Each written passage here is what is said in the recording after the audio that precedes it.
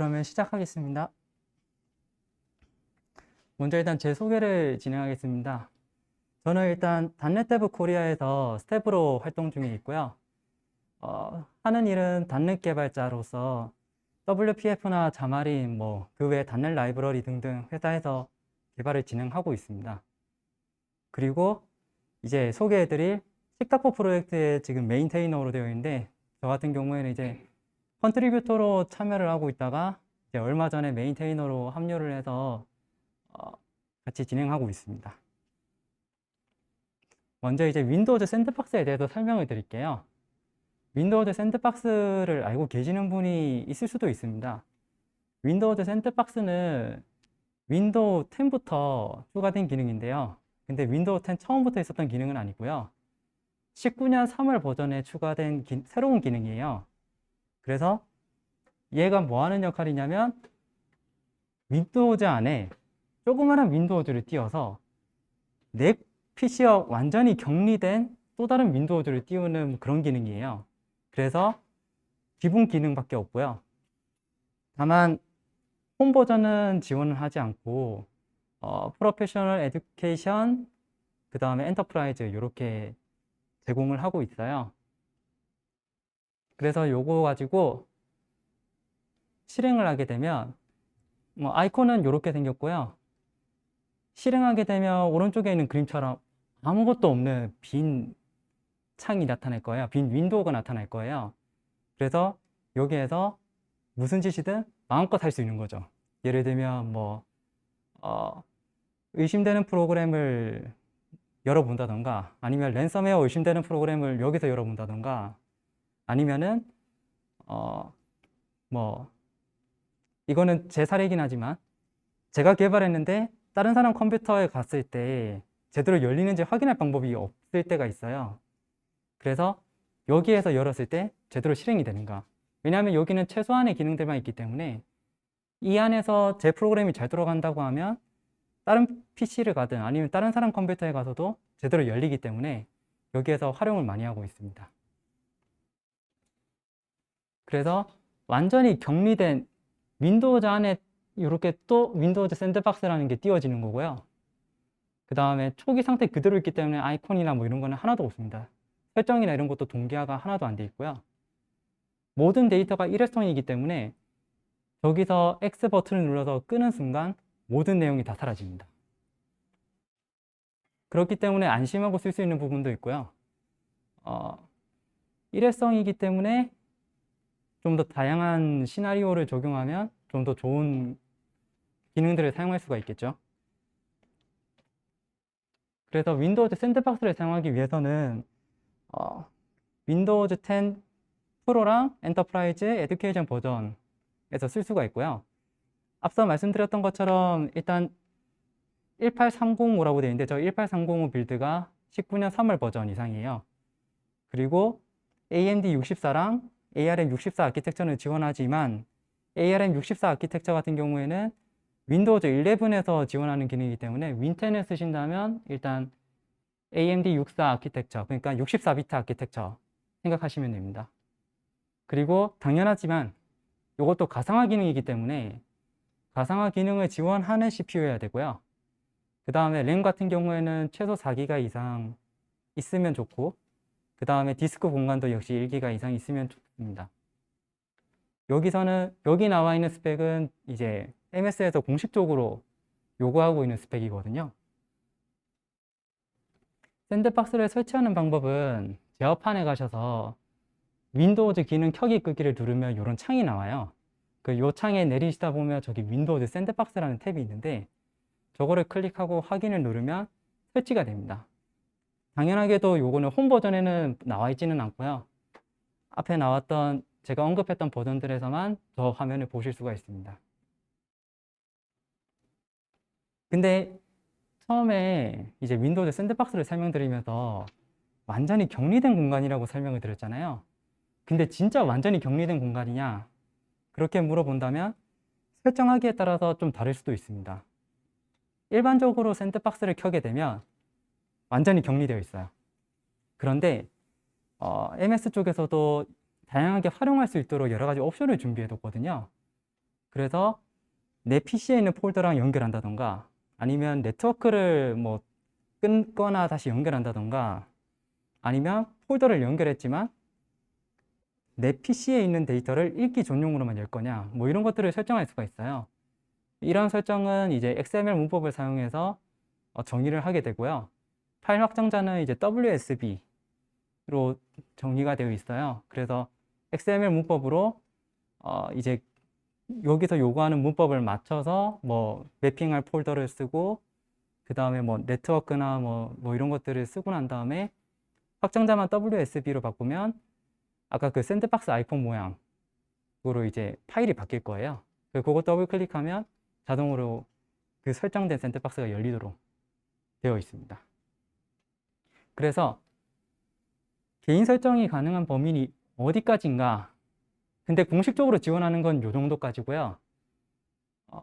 GPU, 네트워크, 그 다음에 폴더, 시작 스크립트, 뭐 오디오, 비디오, 프린터, 클립보드, 메모리 뭐 이렇게 있지만 이 기능을 제대로 쓰기 위해서는 윈도우즈 10 1909 버전 이상이어야 됩니다. 이게 MS 쪽에서 처음에 이 기능을 했던 게 1903 버전인데요. 1903이랑 1909에서 한번 업데이트할 때 뭔가 또 많이 업데이트를 했더라고요. 그래서 1909 이상부터 여기 모든 기능이 다 지원된다고 보시면 되고요.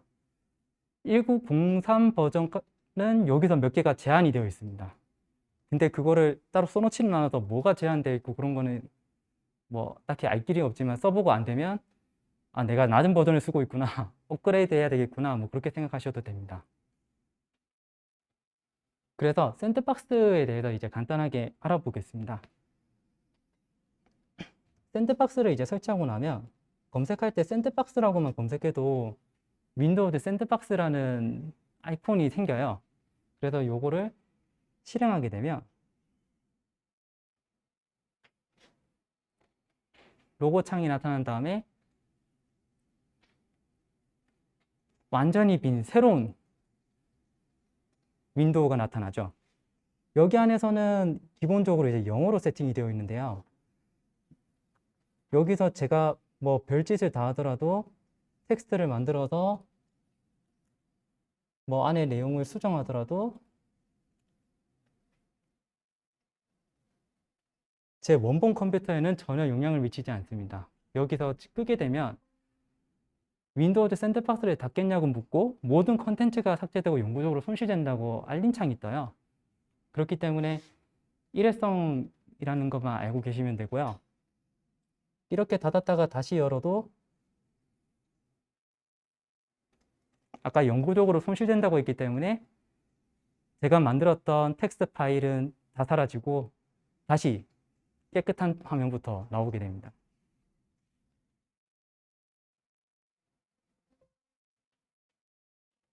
자, 그러면 이제 식탁보 프로젝트가 뭐냐고 물어볼 수가 있어요. 이 식탁보 프로젝트 같은 경우에는 이제 뭐 뉴스에도 설명이 되어 있지만 그 윈도우즈 샌드박스가 깨끗한 상태로 쓸 수 있다고 했잖아요.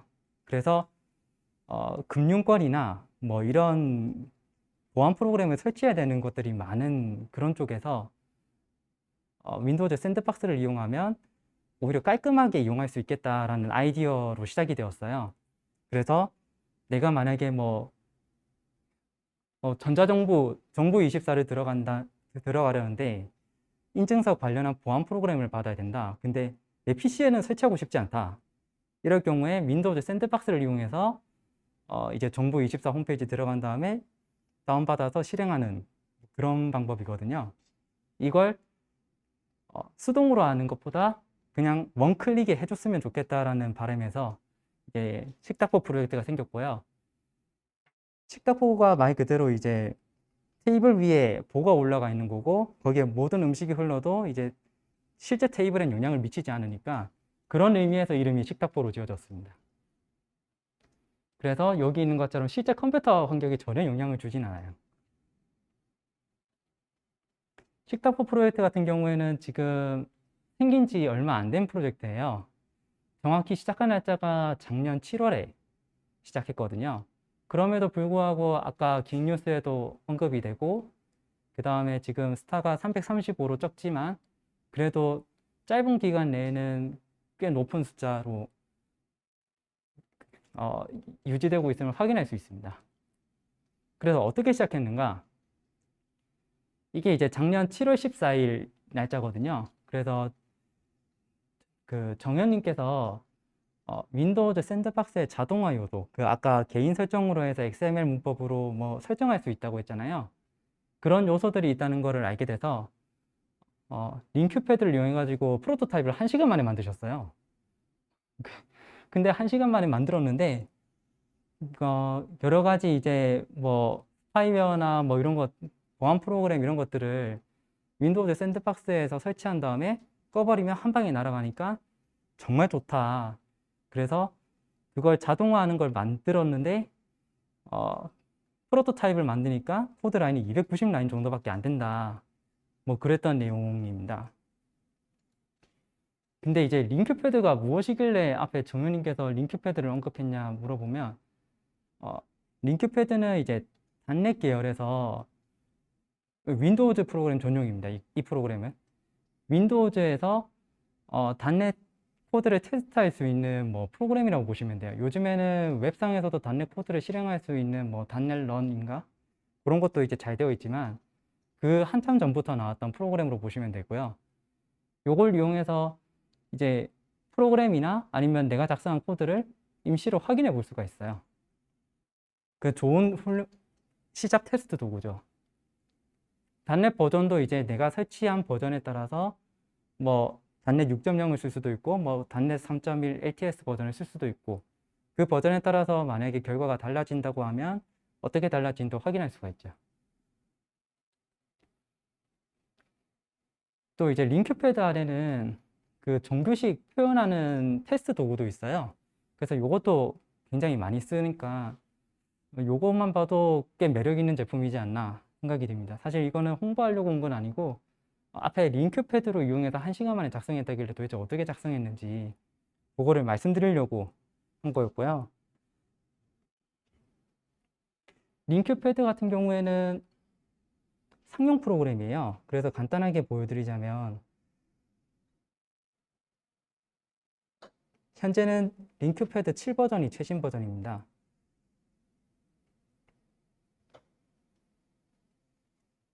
여기서 이제 내 마음대로 코드를 쓸 수가 있는 거죠. 아까처럼 뭐 컬렉션 구조를 쓴다고 하면 1, 3, 5, 7, 9 한 다음에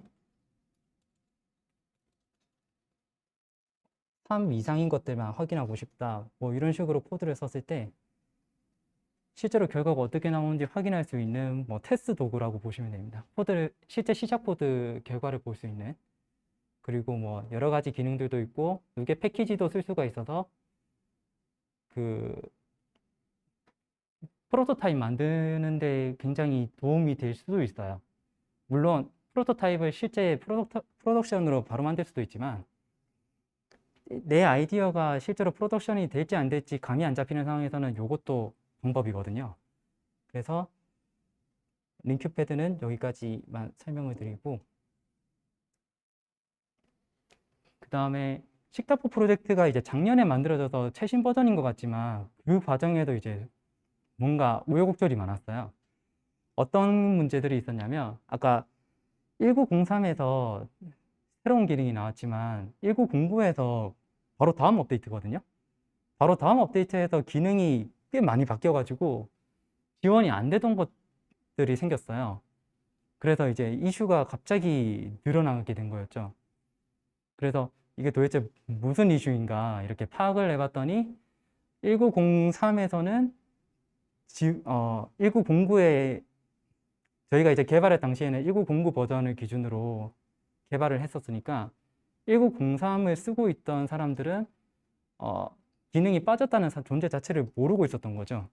그래서 윈도우 빌드 차이라는 거를 이제 파악한 거였고, 그 다음에 뭐가 어떻게 다른지를 이제 서로 분석하면서 의견을 주고받았었거든요.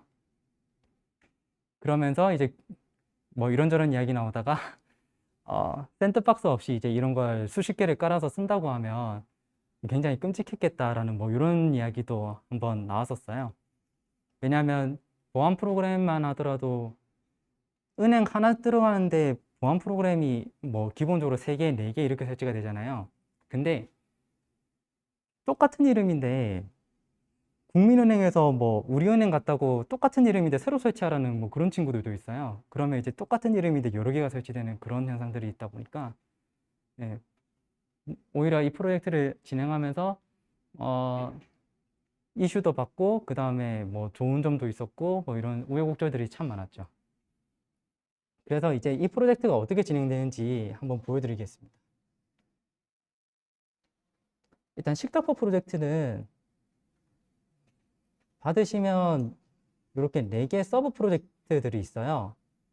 그래서 오른쪽에 이제 포스트잇가 있고 테이블 클로스가 있고 그 다음에 셋업 빌더 그 다음에 이거 쉐어드 프로젝트 이렇게 4개가 있는데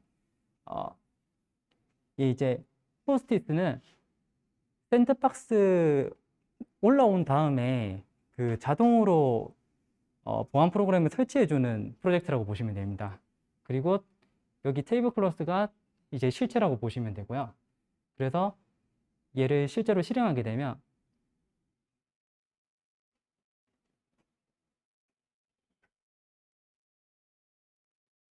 이런 화면이 나타날 거예요. 그래서 여기서 내가 사용하고 싶은 뭐 은행, 증권사, 뭐 정보 페이지 이런 것들을 선택을 하고 그 다음에 만약에 나에게 인증서, 내가 공동인증서를 쓰고 있고 이것도 같이 넘기고 싶다 이러면은 인증서도 같이 선택해서 갈 수도 있습니다. 대표적으로 제 인증서를 하나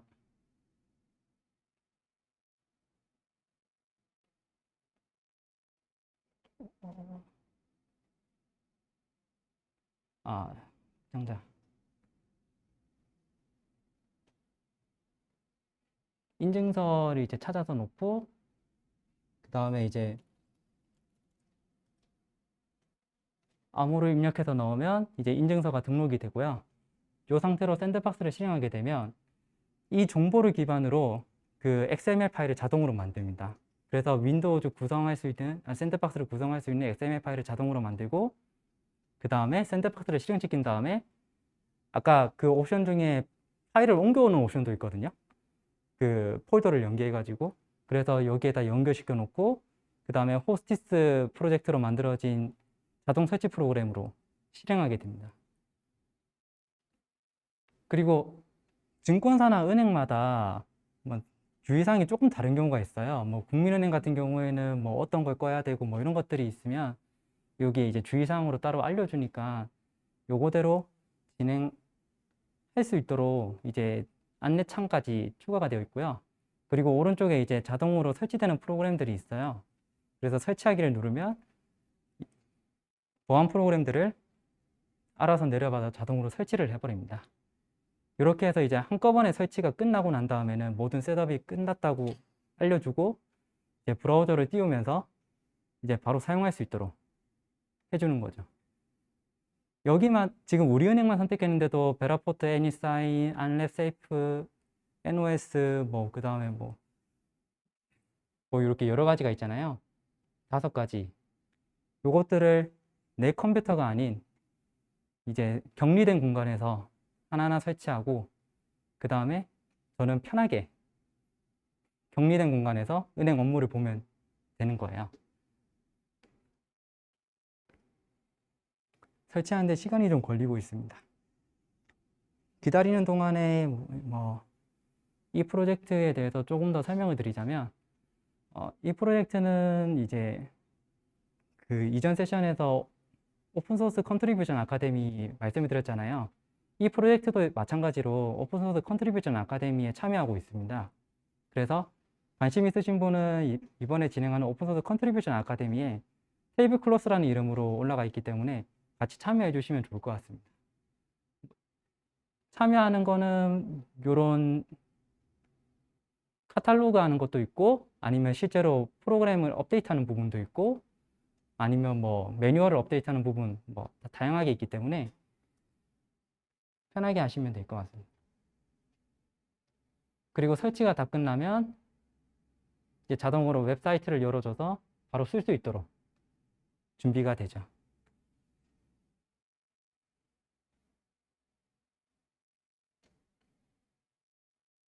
그리고 여기서 닫으면 이제 완전히 사라지게 됩니다. 그래서 식탁보 프로젝트 소개는 여기까지고요.